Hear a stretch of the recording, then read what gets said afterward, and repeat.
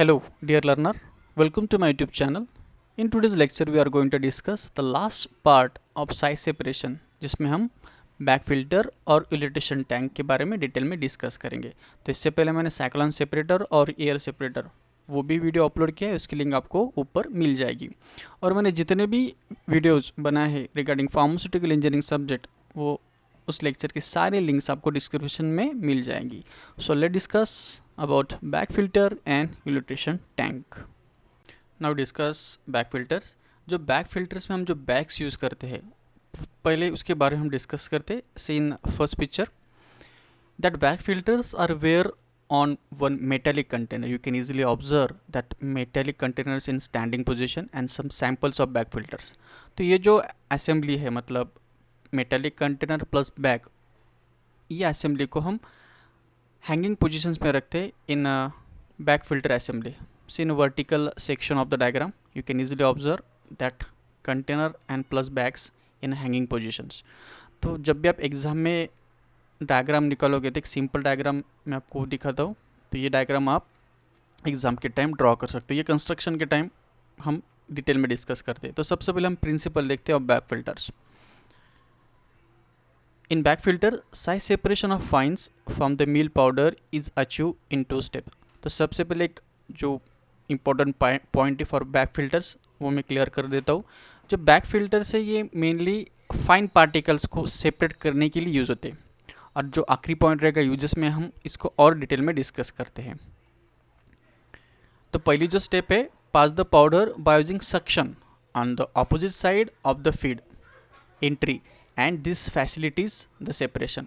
तो सिंपली है, जब सक्शन जहाँ पे क्रिएट होता है मतलब वहाँ पे कुछ ना कुछ अमाउंट में वैक्यूम क्रिएट होता है।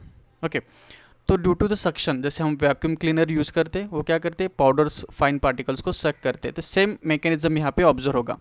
तो आखिर में उन्होंने एक सेंटेंस मेंशन किया है, दिस फैसिलेट्स द सेपरेशन। तो सेपरेशन किससे होगा, of the fine particles from the air.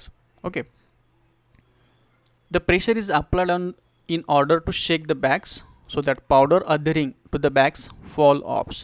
मतलब जैसे वो पार्टिकल्स adhere हो जाएंगे due to suction mechanism, after the shaking that the bags the fine particles fall down। fall of powder collected from the conical base at the end, मतलब जो conical base है वहाँ से हम वो फाइन को कलेक्ट करेंगे। तो now next we discuss construction of back filter. Now we discuss the construction of back filters. It consists of number of bags made of cotton और wool fabric. जो मटेरियल यूज़ किया जाता है for bags is cotton और wool fabric. These are suspended in a sheet metal container, जो कि already हमने discuss किया था फर्स्ट प्रिंसिपल पॉइंट में ही। Hopper arrange at the bottom of the filter to receive the feed. बहुत जो दूसरे इंस्ट्रूमेंट है उसमें जो हॉपर रहता है टॉप में रहता है, लेकिन इस केस में क्या है, एट द बॉटम है। That's why we required a suction at the top of the metal container. A provision is made for exhaust. जो क्लीन एयर रहेगी, मतलब जो एयर फिल्टर से पास होके जाएगी वो क्लीन एयर रहेगी, उसके एग्जिस्ट के लिए वहाँ पे एक एग्जॉस्ट है। एडजेसेंट टू दिस, मतलब जो एग्जॉस्ट है उसके adjacent a bell crank lever arrangement is made to bring the filter to normal atmospheric condition. अब ये जो बेल क्रैंक लीवर है उसका फंक्शन क्या है, जो शेकिंग जो होती है, जो सेकंड स्टेप है, वो due to this bell crank की वजह से होती है। ओके, तो इतना ही ध्यान में रखना, क्योंकि अगर बेल क्रैंक को अगर डिटेल में सीखना है तो we required more time. So better than this, bell crank lever का फंक्शन क्या है, to shake the filter bags. So this is all about the construction. Next we discuss about the working of filter bags. Now discuss the working of back filters. In animation you can easily observe that how this shaking is occur by means of that lever in back filters. तो working में exactly हमें क्या लिखना है, see the working of back filters consists of 2 steps. In first steps a feed is separated from air by passing it through the cloth bags। मतलब हम वो air plus जो fine particles है वो पास करेंगे back filter में से। In second step the bags are shaken to collect the fines that are adhere to the bags। मतलब जो फाइन पार्टिकल्स बैग पे adhere हो चुके हैं, बाय शेकिंग हम उसको रिमूव करेंगे। These 2 steps follow in sections and control at different interval। इसका मतलब क्या है, ये जो पहली जो स्टेप है फिल्ट्रेशन की, वहाँ पे सक्शन ऑकर होगा, सक्शन कट ऑफ होने के बाद शेकिंग पीरियड आएगा। ओके, तो इसलिए उन्होंने वर्ड मेंशन किया कंट्रोल एट डिफरेंट इंटरवल, मतलब कुछ टाइम फिल्ट्रेशन रहेगा और कुछ टाइम के बाद शेकिंग होगा। तो जो फर्स्ट स्टेप है is known as filtering period and second step is known as shaking period. तो जो अभी जो ऑटोमेटिक्स मशीन्स है बैक फिल्टर्स में, इसमें हम टाइम भी सेटअप कर सकते हैं। आफ्टर 10 मिनट्स, आफ्टर 15 मिनट्स, मतलब जो 10 मिनट रहेगा वो फिल्ट्रेशन पीरियड रहेगा और 10 मिनट के बाद for few cycles of shaking is occur. So this is all about the working of back filters. Next slide में हम इसके uses के बारे में डिस्कस करते हैं. Now the uses of back filters. The back filters are used along with the other size separation equipment. For example, cyclone separator. हमने देखा था cyclone separator का जो आउटलेट रहता है, तो उस आउटलेट को भी हम ये बैक फिल्टर की असेंबली अटैच कर सकते हैं ताकि जो भी एयर एटमोसफेयर में जाए वो क्लीन एयर रहे और जो भी फाइन है हम वो कलेक्ट कर सके through the back filters. The back filters are use to remove the fines from the cyclone discharge, जो कि अभी हमने डिस्कस किया है। The back filter is connected to the discharge end of the fluidise energy mill. This energy mill, fluidise energy mill, is use for the size reduction. तो size reduction के time जो भी फाइन्स रहेंगे उनको भी अगर कलेक्ट करना है प्रॉपरली, तो हम उसके डिस्चार्ज मतलब आउटलेट को भी ये असेंबली अटैच कर सकते हैं।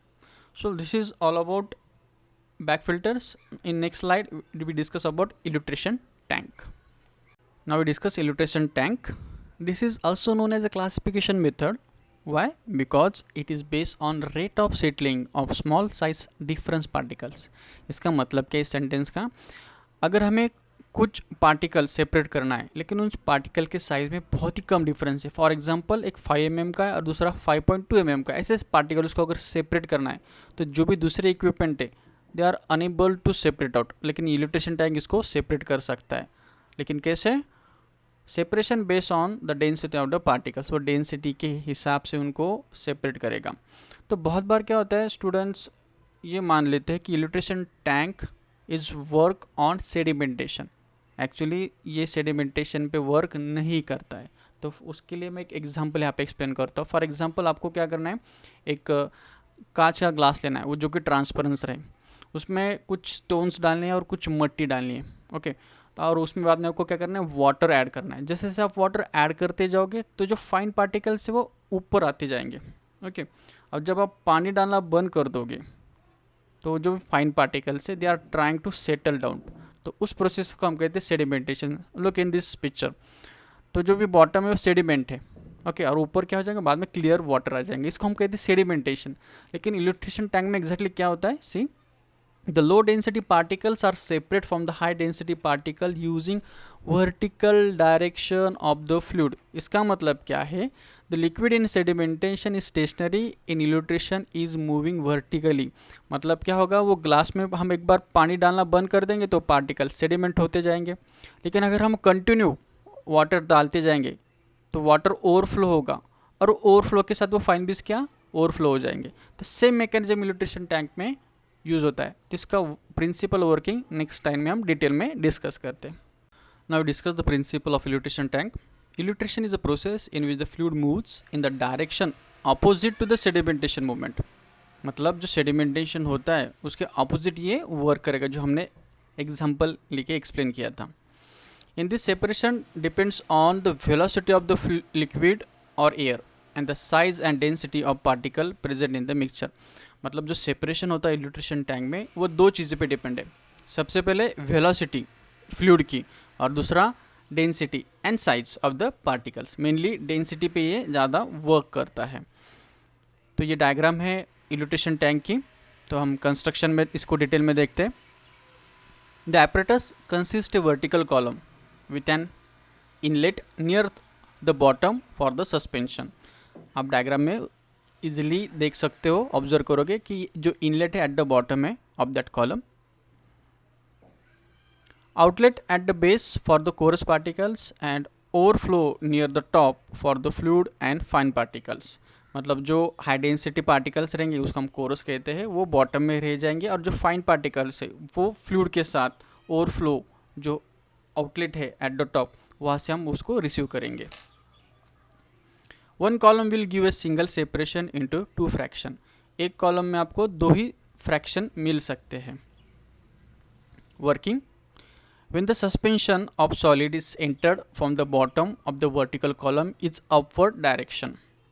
ये सस्पेंशन का मतलब क्या है, जो भी हमें पार्टिकल सेपरेट करने हैं प्लस वाटर, उसको हम कहते हैं सस्पेंशन। वो जैसे एंटर होता है at the bottom, there movements in a upward direction. The coarse particle settle down and are not carried out by the fluids, तो जो हाई डेंसिटी वाले पार्टिकल्स है वो बॉटम में सेटल हो जाएंगे। The fluid and the fine particles are withdrawn from the top, मतलब वो जैसे जैसे फ्लूइड ओवरफ्लो होता जाएगा वो फाइन पार्टिकल्स भी वो फ्लूइड के साथ ओवरफ्लो हो गए from the top outlet. The further purification process takes place for the fine particle, जो फाइन पार्टिकल्स हम टॉप में से कलेक्ट करेंगे उनका प्यूरिफिकेशन प्रोसेस हम अलग से करेंगे। So this is the all about the principle construction working. In next slide we discuss the uses of elutriation tank. Now uses of elution tank. Elution tank is used to separate the coarse and fine particles. Second, this method is mainly used for particles smaller than 1 micrometer. Okay, तो ये uses है इल्यूट्रेशन tank की। आपको may be in future ये question आ सकता है, write a short note about multiple elutriation tank, तो that time you just draw this diagram. ये same as it is elutriation tank की तरह ही हमने जो सिंगल कॉलम यूज़ किया था, इसमें हम मल्टीपल कॉलम यूज़ करते। ये मल्टीपल कॉलम क्यों यूज़ करना है, सिंगल कॉलम हमें सिर्फ दो फ्रैक्शन देता है, लेकिन आपको मोर देन टू फ्रैक्शन अगर चाहिए किसी भी पार्टिकल मिक्सचर पार्टिकल्स के, तो हम ये मल्टीपल इल्यूट्रेशन टैंक यूज़ करते हैं। बाकी the principle working construction same है, तो आप वो लिख सकते हो, सिर्फ ये एडिशन उसमें आप लिख सकते हो कि for multiple fraction you can use the multiple elutriation tank. So this is all about the size separation.